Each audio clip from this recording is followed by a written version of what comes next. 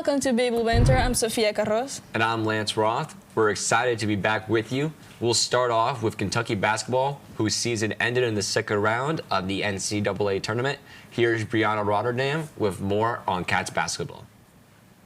The Kentucky men's basketball team was on the road this past weekend in St. Louis, where they competed in the NCAA March Madness tournament. Starting off the second day of the tournament, the number 7 Wildcats faced number 10 seed Santa Clara Broncos. Ready to put up a fight, Kentucky brought their A-game into tournament play. Lots of back-and-forth action throughout the game, the team was making valuable shots and putting up threes when they were most needed. Cutting it close towards the end of the game with the 70-73 score with 2 seconds left, key player of the game, Otega Owe, came in clutch, sending the game into overtime with the three-pointer that highlighted what March Madness is really all about. This play turned a regular game into a nail-biter, ending with the Cats' win to close it off.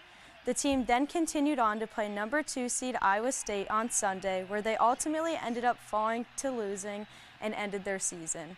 Here's what Coach Mark Pope had to say post-game. They're a good team, and they earned a 2 seed. They did it shorthanded, and so congratulations to them.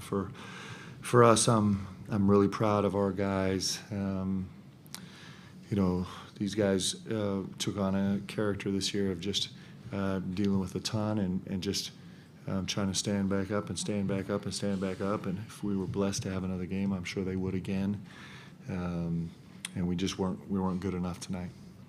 Congratulations to the men's basketball team on all they accomplished this season. We look forward to next year. Back to you, Sophia. Thanks, Brianna. Following men's basketball, a new season is right around the corner.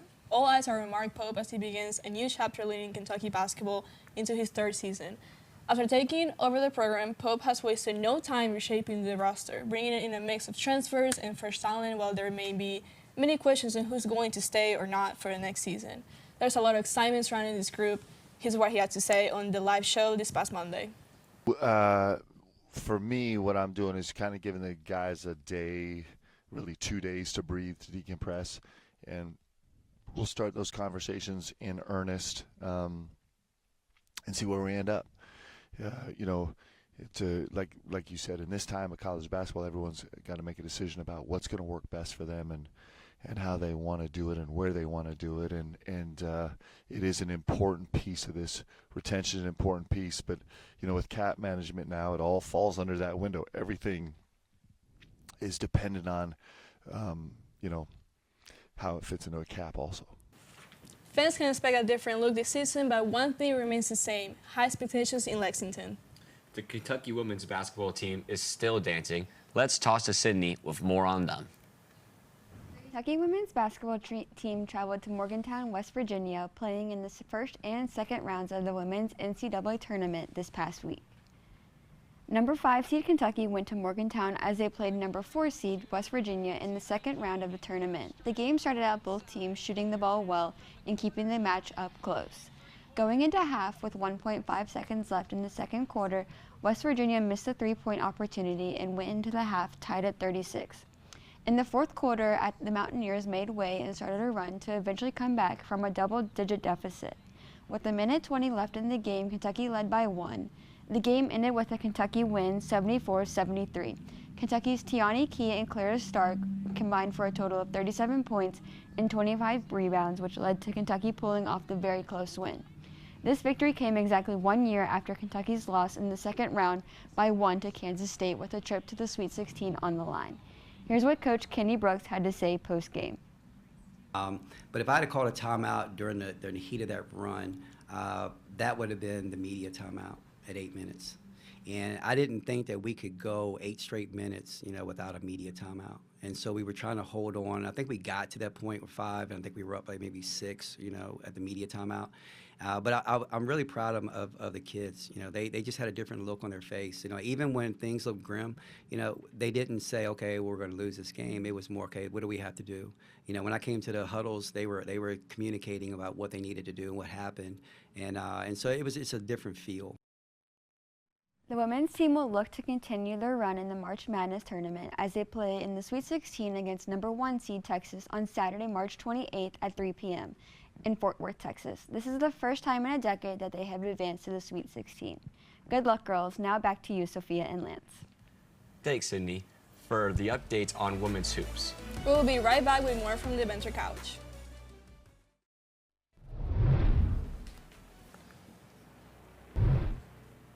Welcome back. We have more for you about men's basketball and LSC soccer on the Banter Couch. Here's Miles Flork, Kat Beck, and Tyler Russell. Welcome back to Banter Couch. This week we'll be talking about Kentucky's men's basketball and Lexington Sporting Club. The Lexington Sporting Club men's soccer team hosted Brooklyn FC. The men's captured their first win of the season in a 3-0 shutout. Last night's theme was Kids Club, and the Youth Academy Kids Club came out to support the men's team with a high-five tunnel during walkouts, and the kids were able to watch the players warm up from the sideline. The game started off strong, especially in the first half, with 17 fouls and 4 yellow cards given. At the half, it was still 0-0. Second half started off with Aaron Molloy scoring off a free kick in the 75th minute. Just 10 minutes later, Blaine Furry scored with an assist by Nick Firmino. In the last 2 minutes of the game, Malik Henry Scott made a run down the field and shot the ball in the back of the net to make the final score 3-0. Next up for LSC, the team will be taking a road trip down to Texas for their first away game of the season against San Antonio FC this Sunday, March 29th. Let's talk some more men's basketball now, as number 7 seed Kentucky survived and advanced on Friday in the first round of the NCAA tournament, beating number 10 seed Santa Clara 89-84 in overtime. And now it was far from easy for the Cats, and it took what was considered a true March Madness moment from senior guard Otega Owe, hitting a deep game-tying 3 at the buzzer to force overtime, and he would go on to finish with a career-high 35 points as the Cats took control and were able to advance through the first round. Kentucky then moved on to the second round against number 2 seed Iowa State, where unfortunately for the Cats, they were unable to get it done. Kentucky's season came to an end Sunday night with an 82-63 loss to Iowa State in the second round of the NCAA tournament. The Wildcats came out strong and built an 18-6 lead, but the Cyclones took control before the half and never looked back. Denzel Aberdeen led Kentucky with 20 points, while Otega Owe added 18. But 20 turnovers hurt the Cats as Iowa State turned those mistakes into 25 points. Kentucky finishes the season 22-14, and now the focus shifts to what's next for Mark Pope and the program. Now, looking back at just the entire season of Kentucky basketball, how are we feeling and where do we stand on them? I definitely thought this season had definitely a lot of highs and lows. Like in the beginning of the season, I know the Wildcats were struggling with team chemistry, but then towards the end, I definitely thought their team chemistry got a lot better. But overall, it's just like unfortunate seeing how fast they lost and were out of the NCAA tournament. Yeah, like Kat said, there were a ton of highs and a ton of lows. Obviously, some pretty brutal losses in there like Gonzaga and Michigan State, but also some good wins like Arkansas and Vanderbilt. But I think going forward, I think next year is going to be really massive or extremely telling for Mark Pope heading into year 3. There's a lot of people saying stuff what they want to see with the roster, guys coming, guys going, but all that's left is the offseason. And I think, it's going to be pretty interesting to see what Mark Pope does. But that's it from the Banner Couch. Back to you, Lance and Sophia. Thank you, guys. After a short break, we will have Lance talk about Kentucky baseball.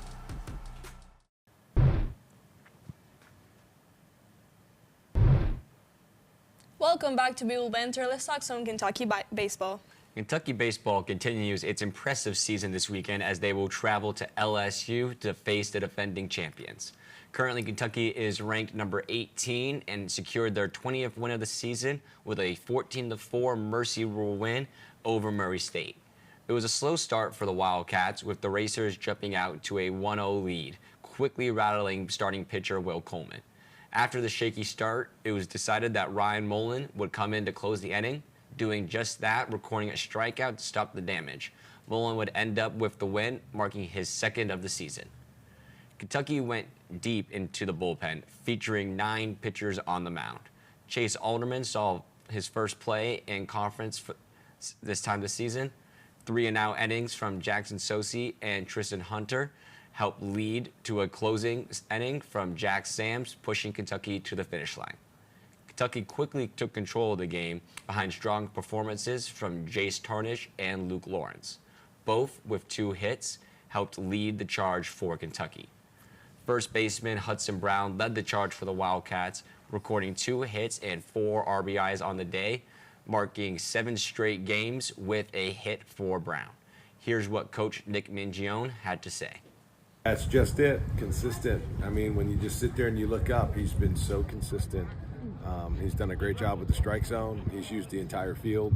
You know, I thought last weekend was a big weekend for him because the weekend before he hit a couple home runs and you would think, okay, yeah, that's it. I'm just trying to get my swing off to the pull side, but no, he continues the entire field, and you nailed it. He's been super, super consistent. The Wildcats took the field this week looking to build momentum against Bellarmine. Grace Bridges breaks down how it played out. Kentucky returned to John Kropp Stadium Tuesday night, hosting an in-state opponent, Bellarmine, in a non-conference matchup. Starting in the circle, Abby Hammond handled business. She limited Bellarmine's chances and kept the Knights off balance throughout the afternoon. After a single from Maddie Clark and Alex Rindle, reaching an error in the bottom of the second inning, Reagan Oni hits her first home run as a Kentucky Wildcat with a 3-run bomb. Oni talks about stepping up and focusing on each pitch to get the job done for her team. Just getting the opportunity to get at bats and seeing as much pitches as I can up at the plate. Reagan, you know, didn't have too many at-bats coming into this game, so impressed with that first swing you had. What was your mindset as you went into that at-bat? You know, picking my pitch that I was hunting, and oh my goodness, and just, you know, trusting my hands on this. The Wildcats had a tough battle against Louisville, ultimately losing in extra innings 8-7. The Wildcats played this weekend in a 3-set series against the Georgia Bulldogs at home.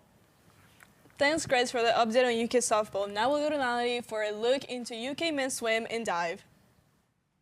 Kentucky men's swimming and diving is making early waves at the NCAA championships here in Atlanta. The 4-day meet is underway and the Wildcats are already putting points on the board. Let's listen to more at Kentucky's Strong Start. The 2026 NCAA Men's Swimming and Diving Championships got underway Wednesday in Atlanta, bringing together the top programs in the country for a 4-day national meet. And right away, Kentucky delivered. Senior Levi Sandage led the way for the Wildcats, finishing third in the 1650 freestyle, earning a podium finish and major early points for Kentucky. Teammate Carson Hick also scored in the same event, placing 8th, adding to the Wildcats' total in one of the most competitive races of the meet. Kentucky also made an impact in the 200 medley relay, finishing 8th overall and continuing to build momentum early in the championships. The Wildcats entered the meet with 9 qualifiers, more than double last year's total of 4, after finishing 20th nationally in 2025. A sign of clear growth for the program. Under head coach Brett Lundgaard, Kentucky has focused on depth and development, and that progress is now showing on the national stage. The NCAA championships continue through Saturday in Atlanta, and after a fast start, Kentucky is looking to turn early momentum into a statement finish. Back to you, Sophia and Lance. Thanks, Natalie, and thank you guys so much for tuning in. Remember to follow us on our socials at Big Blue Banter UKY, and remember to tune in next Thursday at 1 p.m. on the University of Kentucky Twitch stream. See you next time.